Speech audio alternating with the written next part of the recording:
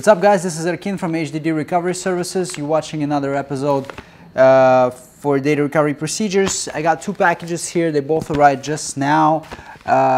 If somebody sends something overnight, I usually treat it with the extra sense of urgency. So I'm gonna do these both in one video. I'm gonna get them done today. I have a really good feeling on what's inside, and it has been a while since I've done one of those. I really miss working on these units. So let's get it going. This package came to us from South Carolina, and this package came to us from California. Two different customers, but I think the problem is the same. Inside I have two flash drives. I believe both of them are sandisk. Gonna do one at a time.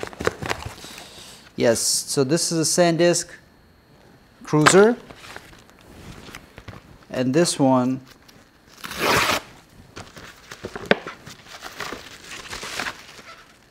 is also sandisk cruiser.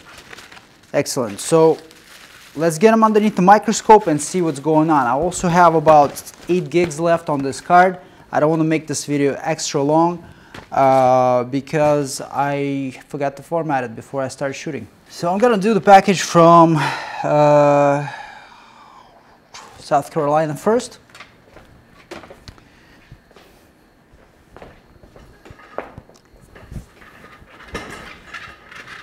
So let's see.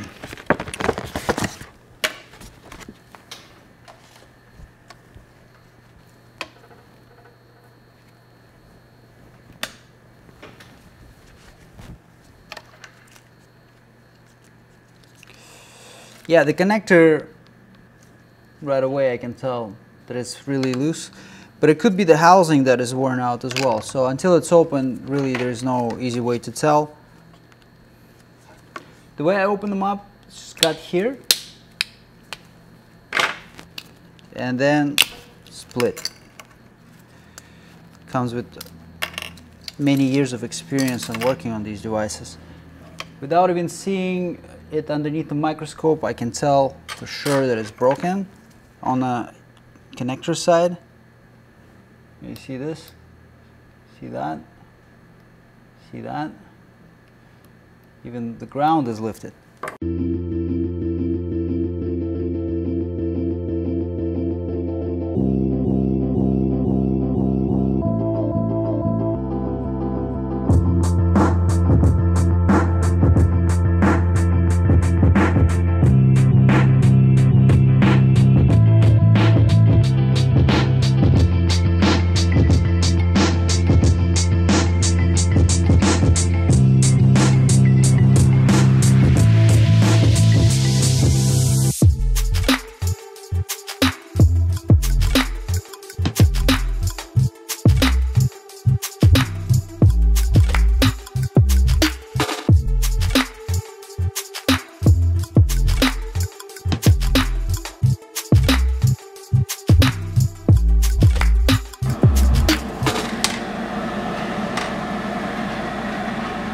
This, my friends, is good as new. So while this is going to be transferring to a local drive,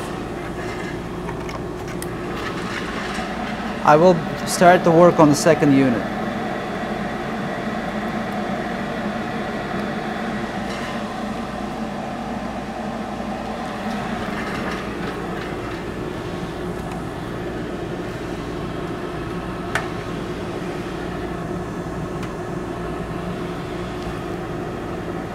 And you see this? There we go, that's how you do it. I'll let this flash on the screen here. Next package.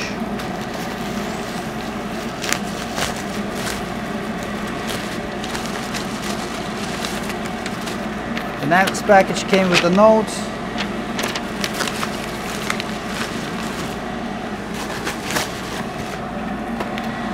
This is a different type of sandisk cruiser housing, but it's still same device with same problems. Opens up also very easily. This is an older unit, most likely a encrypted controller on there. So fingers crossed this unit has bad connector, and it looks like it doesn't.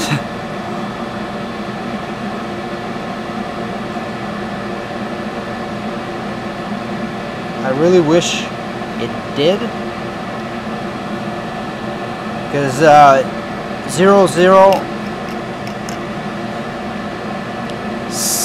00162 is a encrypted or a dynamic sort controller, which leaves no options for chip off recovery. We'll see what it does when it's plugged in.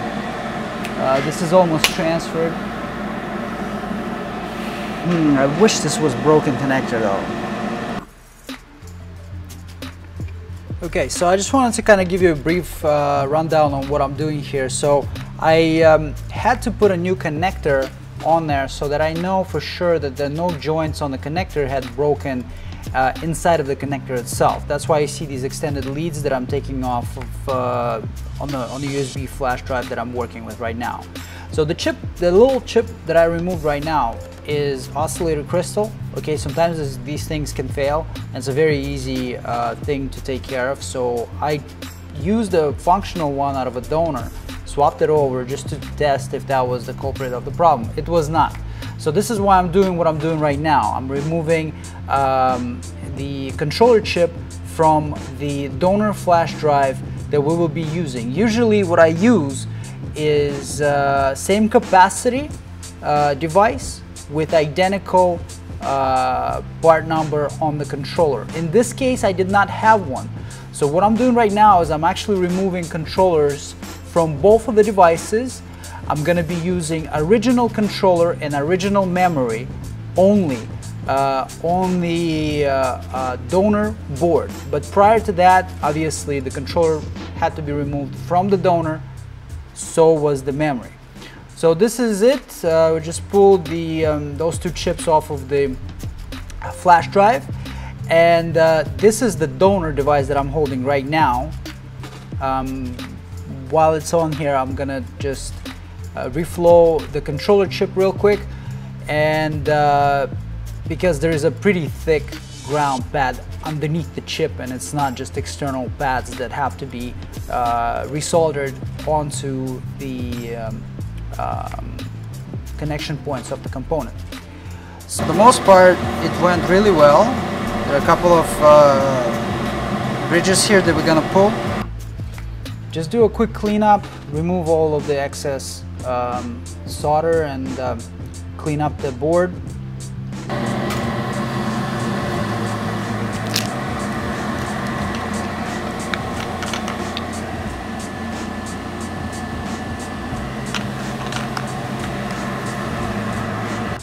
This flux thickens, sometimes it can start to lift the component. You have to push up on headers of the component to get them soldered up properly. I just like to make sure that everything is level. So I'm leveling out the pads on the chip right now. And now I'm just gonna quickly get rid of the excess flux on the chip, line everything up. Use a little bit of solder paste on two corners of the component just to kind of anchor it in.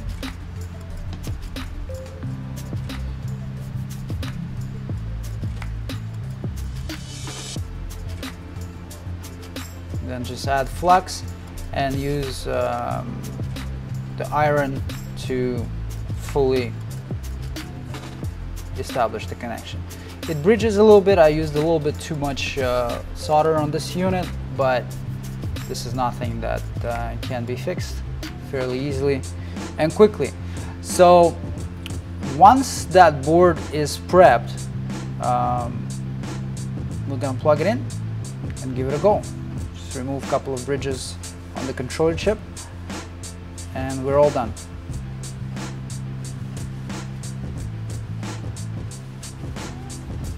This is it.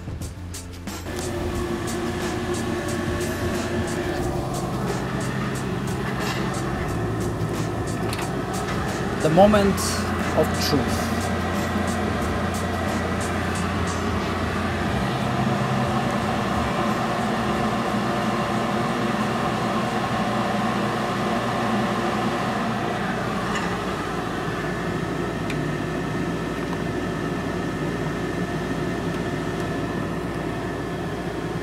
You see it's flashing? That's a good sign. Here we go. 2 out of 2. That's how I do it. I'm super stoked that that procedure works. This is actually really good news, because finding these old flash drives that have exact same controller type and exact same capacity is getting more and more difficult. Finding them now in functional state is almost like looking for a needle in a haystack. You can't just go on eBay. Well, I mean, technically you could go on eBay and look for a second-hand unit and buy like a bunch of them and see if you're gonna get lucky. The thing is that 4 gigabyte SanDisk and 2 gigabyte SanDisk period was going on for quite some time. SanDisk managed to make many different revisions for these flash drives, so locating an exact donor can be difficult. Even with my inventory, I was struggling with finding a right match for this last case, but as you saw, using a working board from a different size, even from a different capacity, but by swapping the original 2 chips, we managed to get it to work. Both of those FedEx packages got recovered fully, and the customers will be reunited with their lost precious data once again. Thank you very much for watching. Hit like, subscribe. If you're interested in data recovery, you're in the right place. I'll see you in the next episode.